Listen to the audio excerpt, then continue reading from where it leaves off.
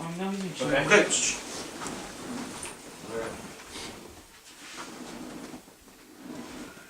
How many of y'all have ever tried to play golf?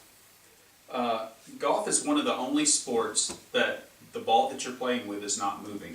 So why is it so hard to make the ball go in the direction of your target? According to multiple websites such as hackersparadise.com and golfrewind.com, over 55% of golfers don't even break 100. So why is that? Well, I've been playing golf for over 20 years, and I not only hope to answer those questions, but to also give you a couple of pointers to help you help you improve your game, as well as make your golf experiences a little bit more enjoyable. By understanding the basics, learning to let the club do the work, and also learning that the mental side of this game, I know that you will improve your game. Now, I need to ensure that you understand the rules and the terminologies that are involved in golf. So let's start with the basics. Golf is a very hard sport, but the rules are very simple. The object of golf is to advance the ball towards the hole and put the ball in the hole in the fewest amount of strokes possible. Sounds easy, right? Well, I use the term stroke. Anytime that you swing one of the golf clubs with the intent on hitting the golf ball, that is known as a stroke. So at the end of every hole, you total up the strokes, and that's your score for that hole. So I use some of the scoring that you probably heard the term par before. Par is average. It is the amount of strokes that the average golfer would be able to put the ball from the tee into the hole. So, for example, if you had a par 4, the average golfer would be able to, in 4 strokes, put the ball from the tee into the hole. Other terminologies such as birdie, that would be where if you had a par 4 and you put it in 3 strokes, that's a birdie. If you put it in 5, that's a bogey, and so on and so forth. So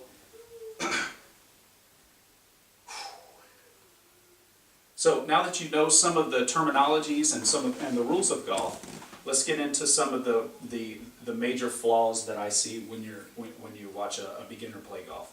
The biggest thing that everybody does is they overswing.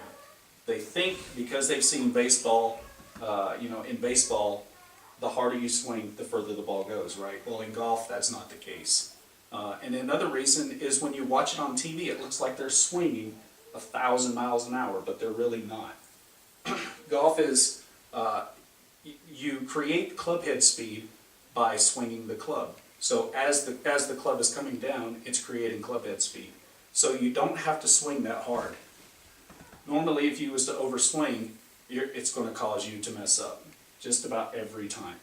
So the only way to keep from overswinging is to practice. Just like anything else, just like any sport that you've ever played, you have to practice. As you practice, you have to know what to practice. According to ReynoldsGolfAcademy.com, 96% of the time, you're going to be using a putter to put the ball in the hole. So why would you spend countless hours on the driving range hitting a driver that you're only going to hit, maybe 8 or 12 times during a round, when most of the time you're going to be hitting a putter? I've always used the method. You start at the green and you work your way back to the tee box, because 60% of your strokes are going to be from 150 yards and in. So that's what you want to practice the most. Now, one of the other things that you have to do in order to let the club do the work, you have to make sure that the equipment that you're playing with is fit to the level of your game. In order to do that, you have to know a little bit about the clubs. There are thousands of clubs out there. So most people would think that after watching a golf tournament, that's the clubs that I want to play with. That's not necessarily true. You want to play with a club that has a lot more forgiveness.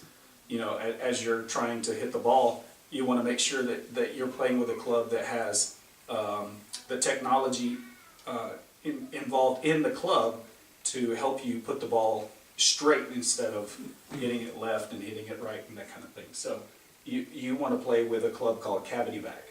Cavity Back is a club that is made on an assembly line, and they're hollow inside, so the the brand can move the weight around inside the club to help where you want to hit the ball. Most pros play what they call blades or forged clubs. This is a club that allows that pro to be able to maneuver the ball, hit it left to right, right to left.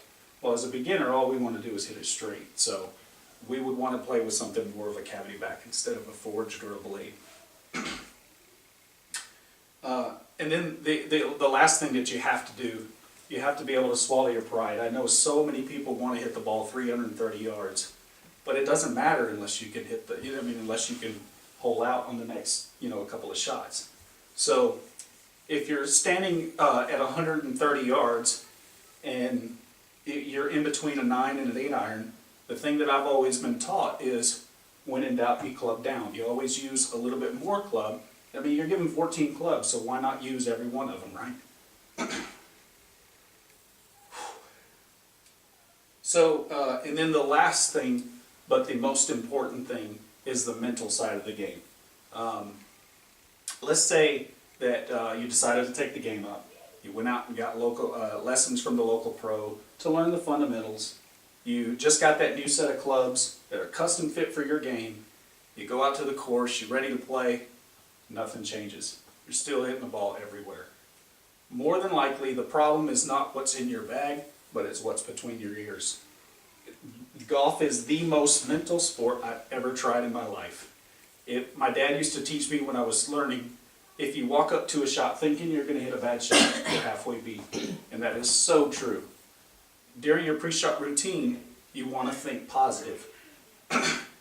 In order to get a positive outcome, you have to think positive. The golf course architects, as they are building golf courses, you hear of bunkers, you hear of water hazards, you hear out of bounds. They put those things on the course to make it to where your mind is thinking about that.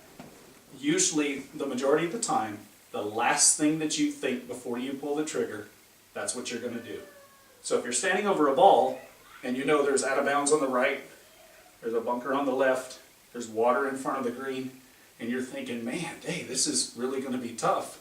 I've only got, maybe 150, square feet of green up there.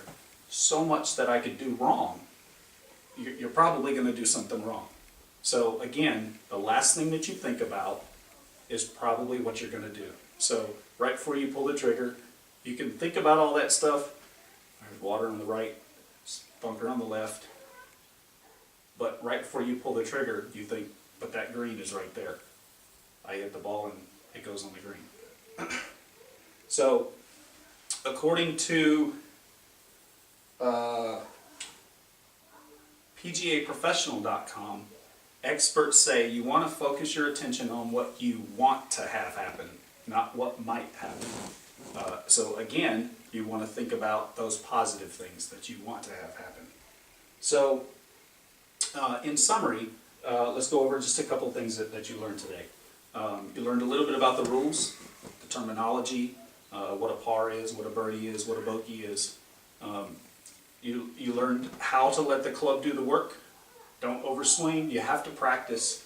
And then the mental side of the game. You have to think positive. In order to get a positive outcome, you have to be thinking positive within. So I hope next time somebody asks you to participate in a golf tournament that'll raise money for charity or something like that, or you just have somebody come up and ask you to go out and play, that you'll take these tips, and I guarantee it'll help you there.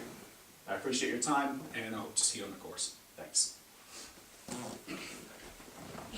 wala sila nila. Hindi ko alam po ito na.